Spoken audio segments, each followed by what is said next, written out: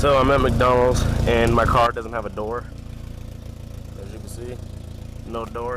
I've been getting a lot of stares lately and everything just because I'm driving without a door. Like, completely. It's not that bad. It's like people with a motorcycle. You know, they don't get a lot of stares, but you don't see them staring all stupid. You know, people staring at me stupid. And I'm like, dude, it's like cool. You know what I'm saying? But I don't think people understand that shit. So, how many niggas you know drive with one door on and one door off? You know what I'm saying? I'm one of a kind. Yeah, one of a kind, baby. Gotta hurry up because I'm kind of hungry. Got me a chicken sandwich.